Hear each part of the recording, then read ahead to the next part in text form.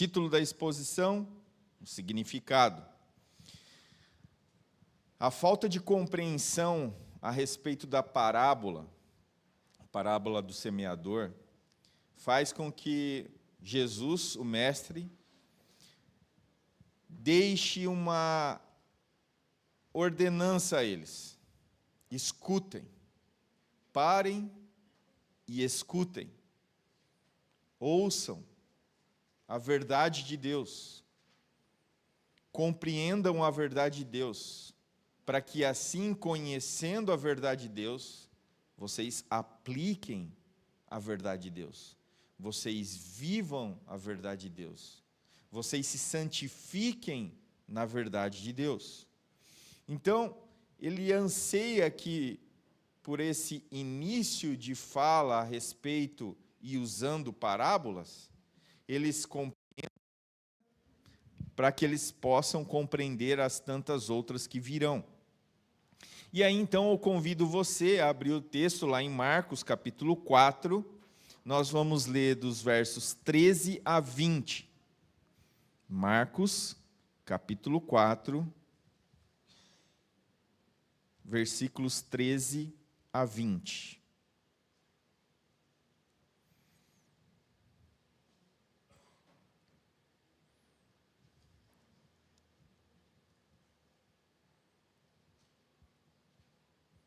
Todos acharam? Diz assim a palavra de Deus. Então Jesus lhe perguntou: vocês não entenderam esta parábola? Como então compreenderão todas as outras? O semeador semeia a palavra. Algumas pessoas são como a semente à beira do caminho, onde a palavra é semeada.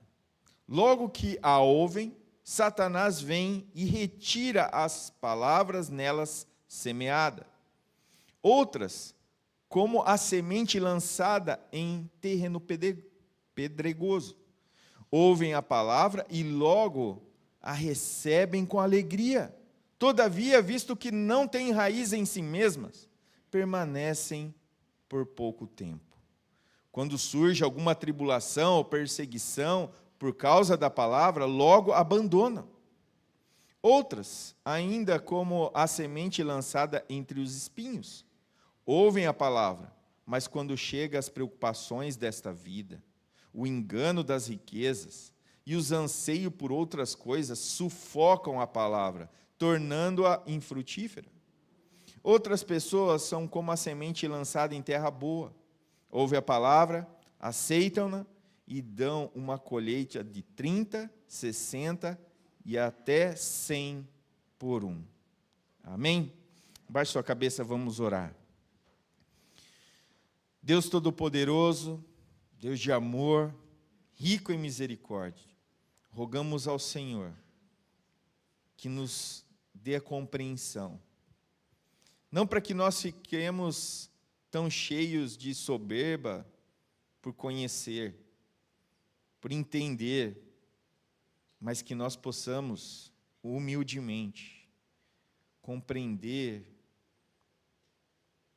o tamanho da tua bondade em nos redimir, em nos transformar em solo fértil e frutífero.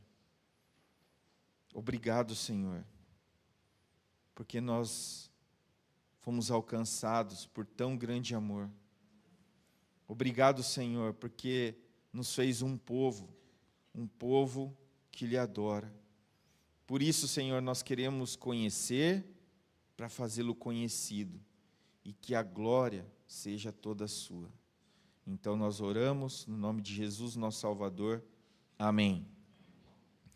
Mensagem central da exposição: Deus, em sua graça e misericórdia, muda-nos de solo rochoso para a terra fértil e frutífera.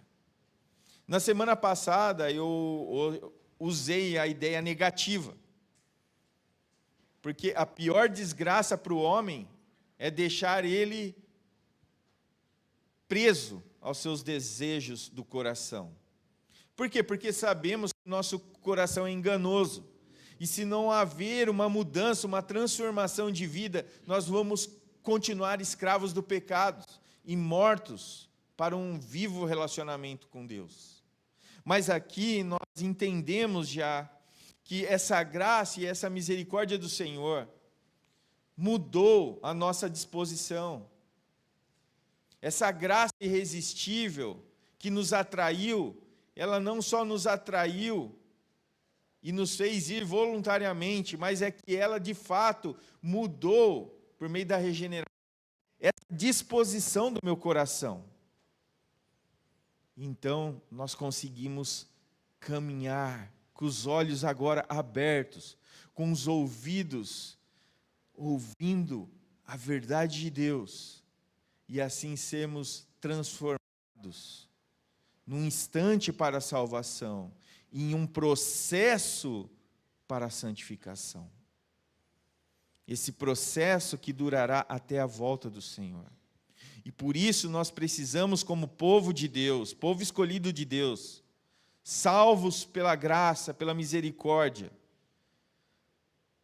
permanecermos e prevalecemos diante das provações, para que isso, de fato, evidencie essa transformação ocorrida pela graça. É a graça e a misericórdia de Deus.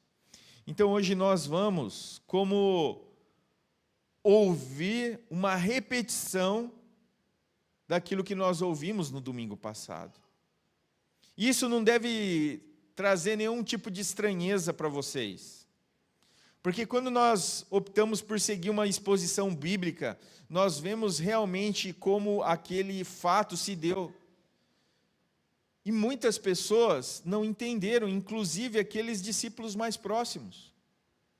E então o Senhor Jesus quer arrancar como a escama dos seus olhos, ou aquela névoa que pare e impede que você veja a distância. E assim, então, conseguir compreender para viver a verdade ensinada. E uma das características do povo judeu é a repetição, porque a repetição traz ênfase. É pela insistência do ensino que deve, então, romper esse coração duro, esse coração emocionado, esse coração ocupado demais, em um coração disposto, em um coração transformado. Então, esse foi os tópicos da semana passada. E hoje, então, nós vamos ver, usando outras palavras, mas que apontam para a mesma verdade. E o primeiro destaque que eu quero fazer aqui, irmãos, é a palavra-chave. O semeador do versículo 14 semeia a palavra. Ah, irmãos, como é importante, e não deveria ser novidade para nós. Me permita.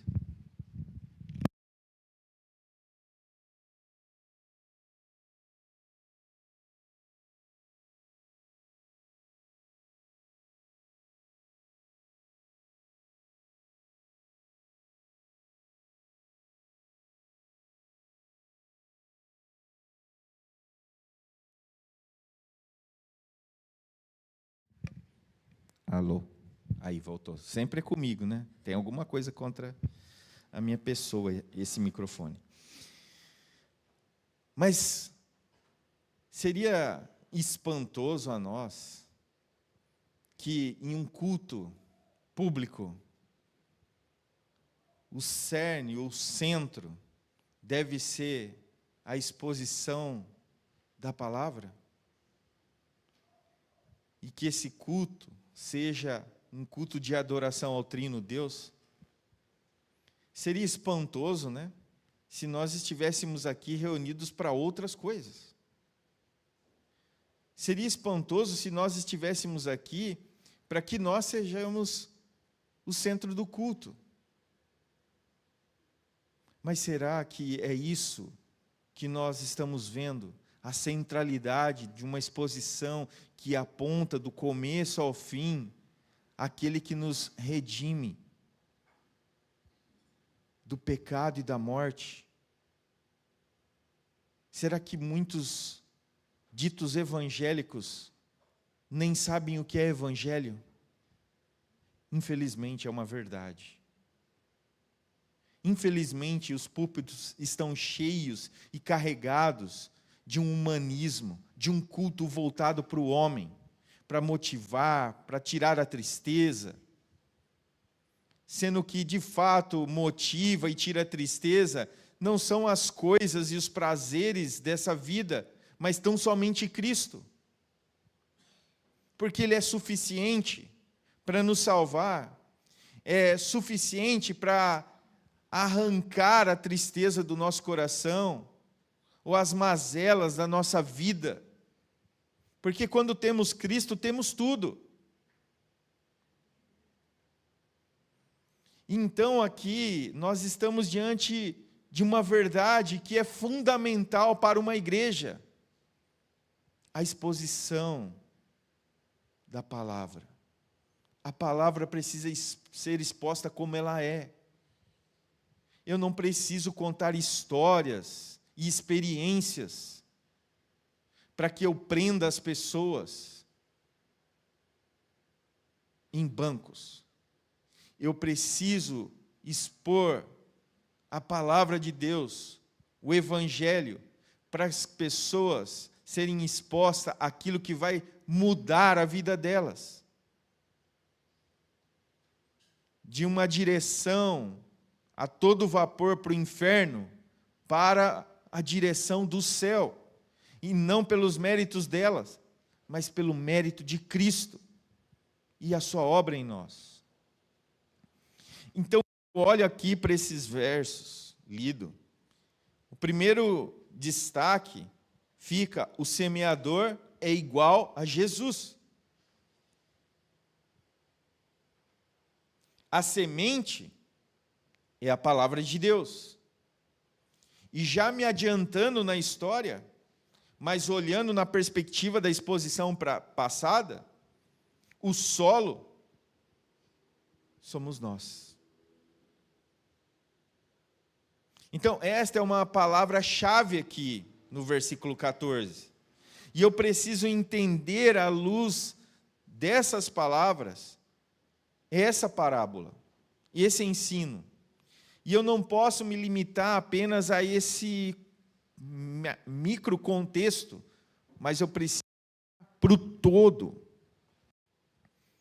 Então isso deve fixar a nossa atenção em dois assuntos primários: o semeador e a semente. O semeador, Jesus. A semente, a palavra de Deus.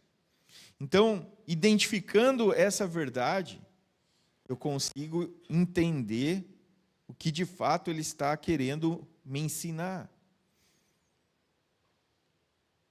Pois a ênfase está no tipo do solo. Quando nós vimos a exposição passada, nós identificamos essa verdade. Mas o que nós estamos agora olhando é para aquilo que o presbítero William leu.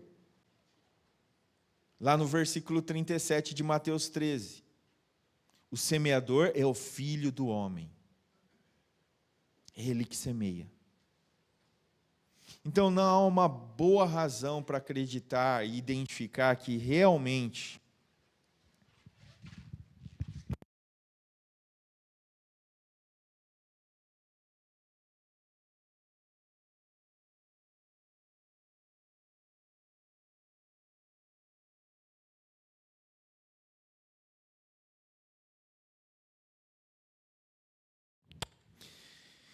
Então não há uma boa razão para acreditar que essa identificação se aplique aqui.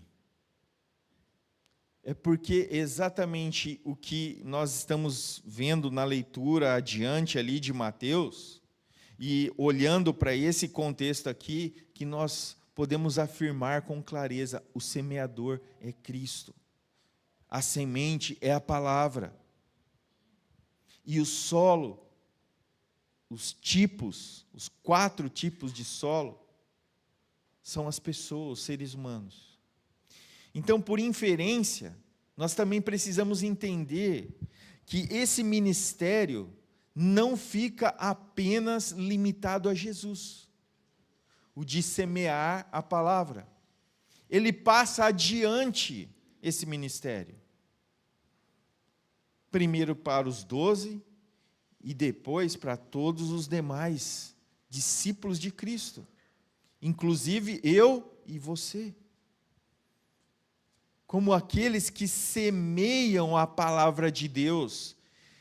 E nós semeamos a palavra de Deus não só pelo aquilo que nós falamos, mas por aquilo que nós vivemos. Por aquilo que vivemos. Porque é um testemunho. É um testemunho prático daquilo que nós professamos com os nossos lábios. Por isso a importância, por exemplo, da leitura e o entendimento que o presbítero Igor trouxe a respeito do levar adiante. Então, se nós formos bons pais, nós seremos os primeiros pastores dos nossos filhos, e não o pastor local. Que é privilégio melhor e maior do que você levar a semente no solo que é o seu filho. E ver que esse solo vai frutificar. E muitas vezes você vai precisar semear e semear e semear, e você vai ver que a semente não nasce, e muitas vezes você vai querer colocar a culpa em A ou B, mas o seu papel é semear. Pelo testemunho oral, que corresponde com um testemunho prático, com a sua vida prática. Então, nós também, por inferência, somos aquilo que Cristo é o primeiro, é a primazia, o semeador supremo. Agora, o texto segue. O semeador, semente. Quando Jesus agora declara, o semeador semeia a palavra, inclusive, porque há muitas pessoas que estão exatamente desprezando a palavra de Deus. Essas pessoas não fazem nada com a mensagem, não usa com um bom proveito. Imediatamente, depois de terem ouvido, todo aquele efeito favorável da palavra é aniquilado, é jogado no lixo. O que contribui para a sua reação negativa? Talvez a má vontade. A má vontade simplesmente é aquilo que o próprio coração já demonstra, essa dureza. Será que é um mensageiro? Será que é alguma coisa que lhe tirou a atenção, como um microfone que não funciona direito? Será que o banco não é tão confortável quanto você esperava? Que a mobília ou as estruturas não são tão atraentes e modernas? O espírito de indiferença está plantado em um coração duro, que pouco a pouco fica ainda mais duro, se tornando um solo impenetrável. Impenetrável. E assim, então, vamos para o terceiro. Um coração impulsivo. Na semana passada, esse coração era o emocionado. Essas pessoas agem no calor do momento. Imediatamente, elas aceitam a palavra, até mesmo com alegria. Há uma ênfase aqui. Essas pessoas, elas se empolgam. Elas ficam alegres com aquela verdade. mas também do mesmo modo abandonam a palavra. Elas são enredadas. Aqui o texto usa aflições e perseguições. Isso quer dizer que a pessoa ela está entusiasmada, mas na primeira situação que tira ela daquela zona de conforto, ela abandona. Nunca foram crentes genuínos. Podem parecer aos nossos olhos que são falíveis, mas nunca foram. Porque no meio da aflição, isso é, todo tipo de pressão, principalmente por parte do ambiente externo, um ambiente não cristão, que faz aquela zombaria, ou aquela, no contexto jovem, aquela zoeirinha, agora virou crente, aprontou, agora quer ser santo, né? Aquelas brincadeiras que constrangem, e aí você nega. Não, só estou indo lá, estou conhecendo. E aí nunca mais volta. Por quê? Porque o meio corrompido continua corrompendo um coração emocionado, um coração impulsivo. Agora, nós somos chamados a perseverar. A perseverança é a marca, é uma característica que não dá para ser tirada de nós. Salvos, crentes, povo de Deus, a perseverança em meio às aflições e às perseguições, seja elas quais forem.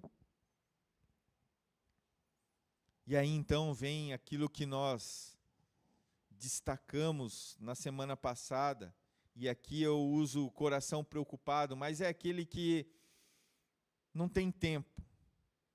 Não tem tempo. E aqui então preocupado. E essa passagem ela descreve então pessoas cujos corações são esses corações que estão com raízes em meio aos espinhos. Corações cheios de preocupações com respeito às rotinas do mundo, envenenados pelo âmbito ou anseio da riqueza e o desejo por outras coisas que impedem qualquer influência para o bem, que poderia proceder da chegada da mensagem do reino, da mensagem de salvação. Tais corações estão preocupados, contudo, menos com o mais importante. Eles têm espaço para muitas coisas, mas não para meditação calma e sincera na palavra de Deus, na mensagem do Senhor. Estudos e reflexões não adentram o seu coração porque ela nunca tem tempo. São imediatamente sufocados pelos seus afazeres. Cuidados com tantas coisas, mas com as coisas do mundo. A saber, as coisas que pertencem a esse tempo, nos quais essas pessoas estão vivendo, mas que também estão morrendo. Porque a sua mente e o seu coração está presa ao aqui e agora.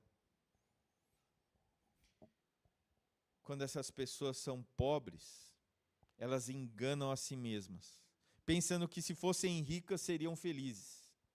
Quando são ricas, elas se iludem por pensar que as suas riquezas trariam algum tipo de satisfação, de contentamento. Mas aí elas se deparam que isso não é suficiente. De fato, esse glamour que pertence à riqueza, ao sucesso, não preenche um coração vazio, um coração sem Deus. Então, aos dois espinhos mencionados, Jesus, então, como narrador em Marcos, adiciona a saber desejos por outras coisas. Aqueles desejos que são claramente identificados como errados, ou melhor dizendo, como pecados. Pode ser, por exemplo, a pessoa que deseja a mulher do outro, o esposo da outra. Pode ser que seja coisas que talvez aos nossos olhos não tem problema nenhum. A primeira é um grande pecado. Fora! Agora a segunda, talvez é aquele tempo que você perde com o seu lazer. Um joguinho de futebol, no meu caso basquete. É aquele momento de lazer que você negligencia todo o resto. É o meu tempo. Mas você não tira esse mesmo tempo para estudo, para leitura, para oração. E nem que junte o da semana toda, ainda assim não dá o que você gasta, muitas vezes, com a rede social. Nós negligenciamos aquilo que é mais importante para a nossa vida, para o legado que nós queremos deixar para os nossos filhos, para os nossos irmãos, para a comunidade que nós vivemos. Jesus está nos chamando a atenção aqui para que nós sejamos, de fato, nenhum desses 3 primeiros tipos de solo. Que nós não desprezemos, porque todos esses desprezam a palavra de Deus. Coisas corriqueiras e comuns, que nós vamos deixando de lado, para nos deleitarmos e nos satisfazeres com os prazeres do mundo. Nos dias de Amós, os homens extremamente religiosos disseram: quando a lua nova irá se esconder, para que possamos ver os grãos, e o sábado, para que oferecemos trigo para vender, fazemos alqueire pequeno e aumentando o dinheiro, ligando enganosas balanças. Em outras palavras, a denúncia do profeta Amós é que os homens estavam fazendo daqueles atos religiosos, a qual eles eram proibidos, algo que hora que o culto vai acabar? Que hora que o culto vai acabar para eu sair e dar o meu rolê? E fazer A, B e C. Nosso pastor estendeu hoje. Tem reunião depois. Que hora que vai acabar? Meu Deus do céu, não acaba mais. Deixa eu dar uma olhadinha no meu Instagram aqui, se tem alguma curtida. Era isso que o profeta Amós estava chamando a atenção das pessoas.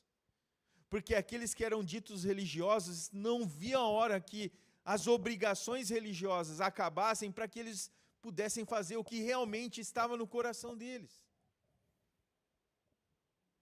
E é esse tipo de coração duro, emocionado e sem tempo, preso à ilusão do mundo.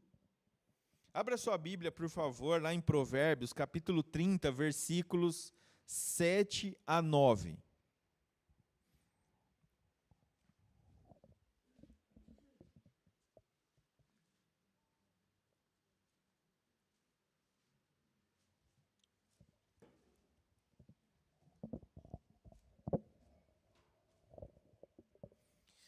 Provérbios, capítulo 30, versículos 7 a 9.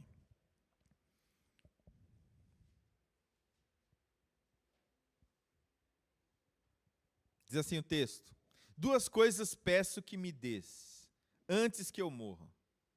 Mantém longe de mim a falsidade e a mentira. Não me dês nem pobreza, nem riqueza. Dá-me apenas o alimento necessário. Senão, tenho demais, e eu te negaria e te deixaria. E que diria: quem é o Senhor? Se eu ficasse pobre, poderia vir a roubar, desonrar assim o nome do meu Deus. Ele fala desse equilíbrio que nós, como crentes, precisamos ter. Carlos Oswaldo, um professor já falecido, ele falava de uma ideia que trazia firmeza e ternura. Nós crentes precisamos ser firmes, zelosos, sim, com as coisas de Deus. Mas tudo isso nós temos que fazer com ternura. E essa ternura não é simplesmente algo relacionado a mim, mas aquilo que eu faço. No sentido de que essa ternura deve ser demonstrada porque aquilo que eu tenho zelo, aquilo que eu preciso manter a firmeza, eu preciso fazer com amor. Porque eu estou fazendo para Deus e para a glória dele. Então o meu viver precisa ser firme, constante, perseverante, mas sem abandonar o amor voluntário pela glória de Deus.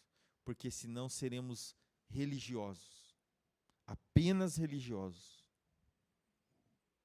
E vamos envergonhar ou desonrar o nome de Deus. E aí então chegamos no último coração. Coração bom e receptivo. Com essas pessoas, a mensagem do reino cai em um solo bom. Aquele tipo de solo que, falando negativamente, não fica duro. Ele é aquela terra mexida, pronta para o plantio, com abundância de terra. Não é aquele vaso baixinho, raso. Nem preocupado, porque ele não está tomado pelas coisas à volta. E positivamente falando, é um solo receptivo, fértil, frutífero. Então, essas pessoas escutam porque elas querem escutar, porque Deus mudou a disposição do coração. Elas refletem naquilo que escutam, pois têm fé. Deste modo, alcançam uma medida de verdadeiro entendimento. Elas colocam a mensagem em prática e produzem frutos. Conversão, fé, amor, paz, alegria, perseverança, etc, etc, etc.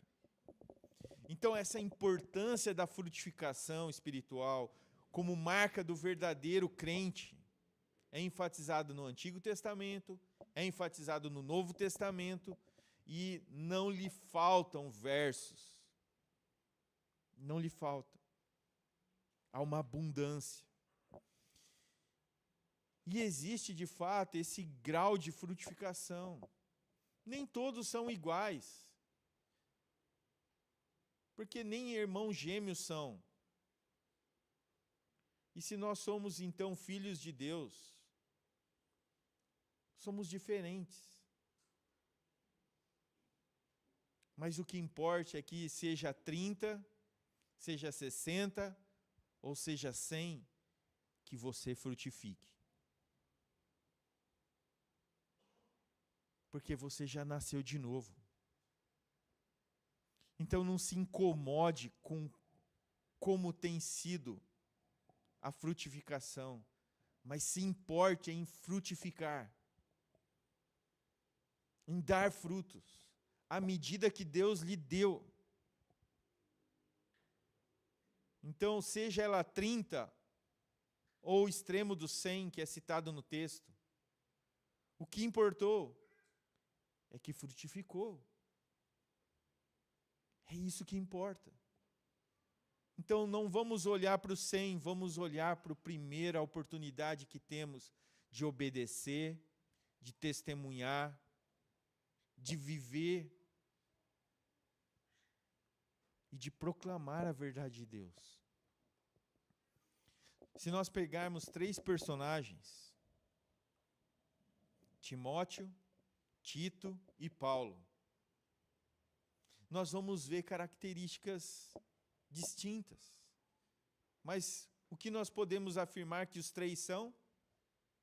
Filhos de Deus.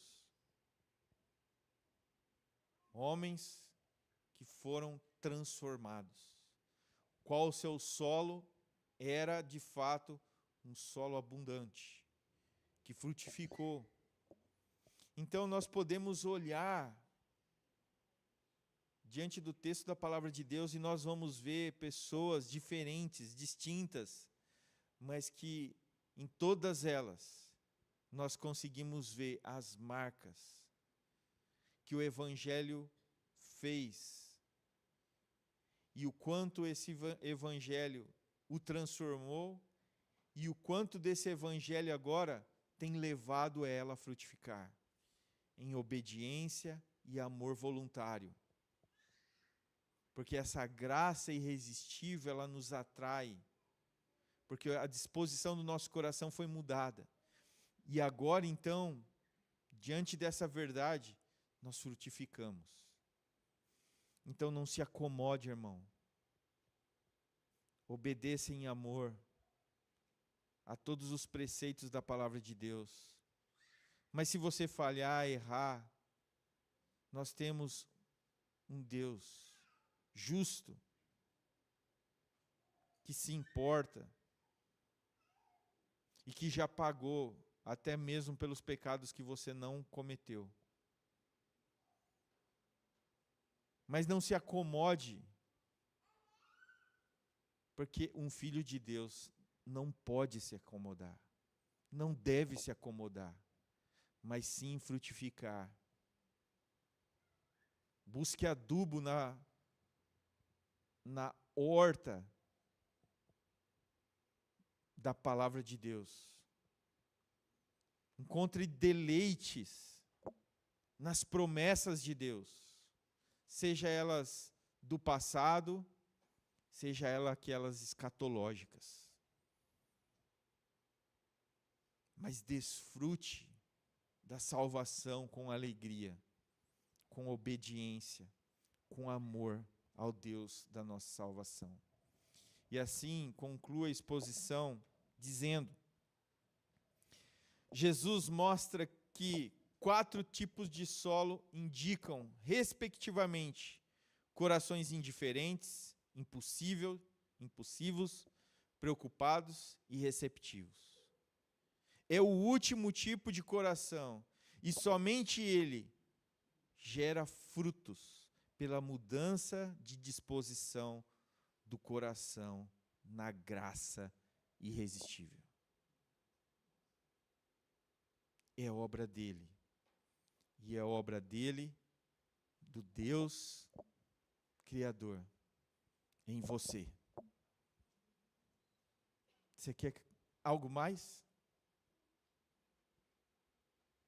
Ou você se deleita nele? E as demais coisas serão mimos, privilégios, bênção sobre a bênção maior que é a salvação. Amém?